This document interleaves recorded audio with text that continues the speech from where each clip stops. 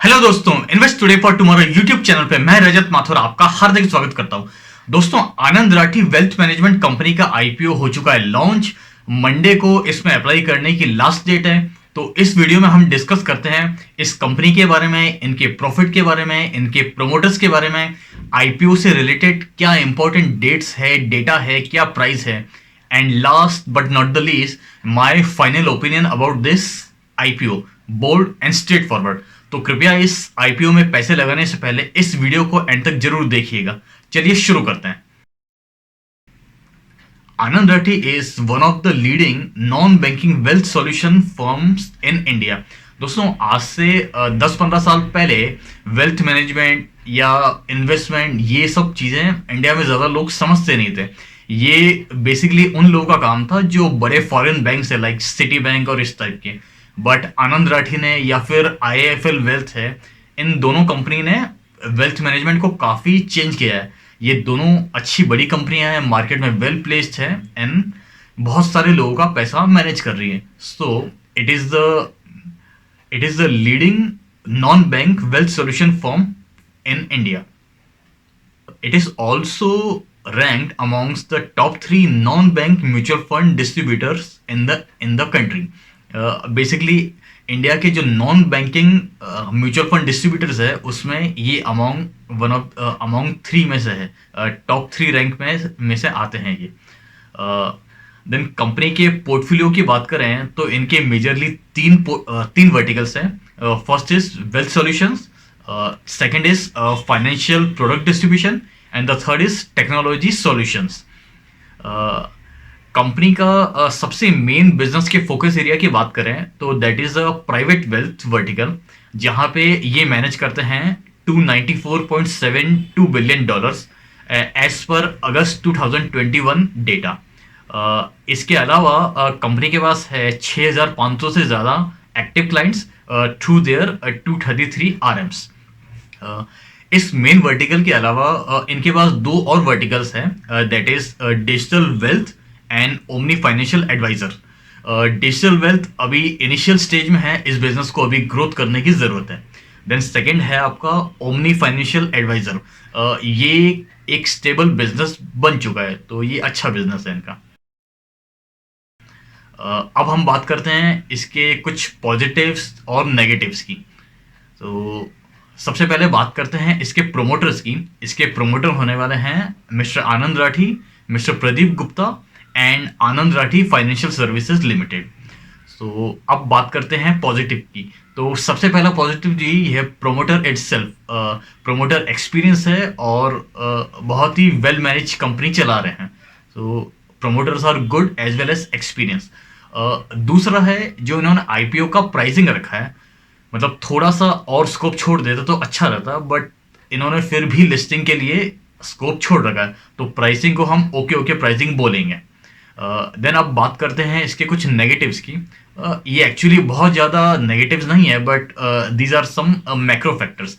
Like पहला factor है कि इनका कंपटीशन थोड़ा अच्छा होता है। दोस्तों, मैं आपको बताना चाहूँगा इस इंडस्ट्री में कई बार ऑर्गेनाइज और अनऑर्गेनाइज प्लेयर इनके कंपटीशन में आ जाते हैं। हालांकि 1 या 2 साल के बाद लोगों को पता चल जाता है कि शायद उन्होंने अपना पैसा गलत जगह इन्वेस्ट किया है, लेकिन तब तक इन्वेस्टर का जो कॉन्फिडेंस है इन वेल्थ मैनेजमेंट कंपनीज पे और मार्केट पे, दोनों पे ही थोड़ा उठ सा जाता है, तो उसका इनको एक नुकसान हो सकता है। देन दूसरा पॉइंट है इनका जो प्रॉफिट है, जो बिजनेस है, वो मार्केट पे बहुत ज़्यादा डिपेंड करता है। ये बेसिकली स्टॉक मार्केट में इन्वेस्ट करते हैं, तो मार्केट साइकिल पे बहुत ज़्यादा डिपेंड करता है। अगर मार्केट साइकिल डाउन ट्रेंड में है, अगर बियर मार्केट में है हम लोग टेम्परेरी फेज में, तो इनका बिजनेस थोड़ा सा डाउन हो जाता है। क्योंकि आप सब इन्वेस्टर्स को, ट्रेडर्स को साइकोलॉजी तो पता ही है, सारे के सारे लॉन्ग टर्म इन्वेस्टर होता नहीं है। अगर थोड़ा मार्केट ऊपर नीचे होता है तो वो लोग भी मैदान छोड़ के भागने लगते हैं, तो वहाँ पे इनका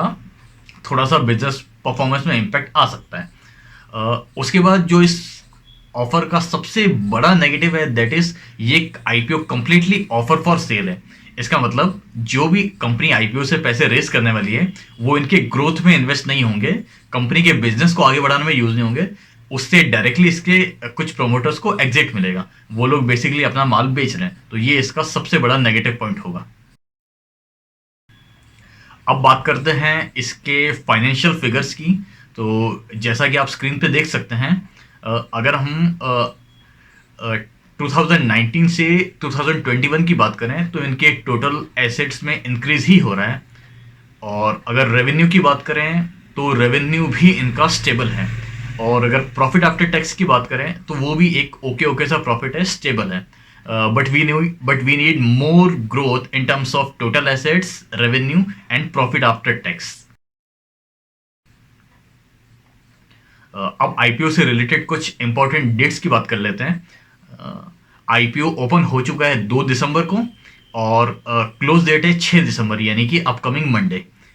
और अलॉटमेंट फाइनल हो जाएगा 9 दिसंबर 2021 तक। मतलब 9 दिसंबर को आपको पता चल जाएगा कि आपको स्टॉक्स अलोकेट हुए हैं या नहीं। उसके बाद इनिशिएशन ऑफ रिफंड डेट है 10 दिसंबर। इन केस आपको आईपीओ में स्टॉक्स अलोकेट नहीं हुए तो आपको 10 दिसंबर से रिफंड मिलना स्टार्ट हो जाएगा। अगर रिफंड मिलने में 1-2 दिन की देर होती है तो don't panic, it is absolutely normal और आपको टाइम पे रिफंड मिल जाएगा। अगर आपको स्टॉक्स अलोकेट हो गए तो आपके अकाउंट में स्टॉक्स क्रेडिट हो जाएंगे 13 दिसंबर 2021 से। और finally IPO listing date that is 14 December 2021। तो 14 दिसंबर को आईपीओ की लिस्टिंग हो जाएगी। और बीएसई और एनएससी दोनों ही स्टॉक एक्सचेंज पे लिस्टिंग होती है। और इंडिया में ये एक इन जनरल ट्रेंड है कि सुबह 10 बजे के करीब लिस्टिंग होती है, तो आप उस टाइम पे वॉच रख सकते हैं। देन इसके बाद इसके लॉट साइज की बात कर लेते हैं। लॉट साइज होने वाला है 27 शेयर्स का। मतलब आपको मिनिमम 27 स्टॉक्स इसमें खरीदने होंगे। और अमाउंट हो जाएगा 14850 का। और मैक्सिमम जो लॉट साइज है दैट इज 13 लॉट्स। तो टोटल स्टॉक्स हो जाएंगे उसमें 351, और अमाउंट रहेगा 1,93,050 रुपीज़। बट दोस्तों इसके वैल्यूशंस ठीक ठाक हैं, ये आईपीओ ओवर सब्सक्राइब होगा, इसलिए रिटेल कैटेगरी में एक लॉट से ज़्यादा अप्लाई करने का कोई फ़ायदा नहीं, आपको मिलने वाला नहीं। तो कृपया करके retail, as a retail investor अगर आप आईपीओ में अप्लाई कर रहे हैं तो ओनली एक लॉट के लिए ही अप्लाई करें, वो भी कट ऑफ प्राइस पे।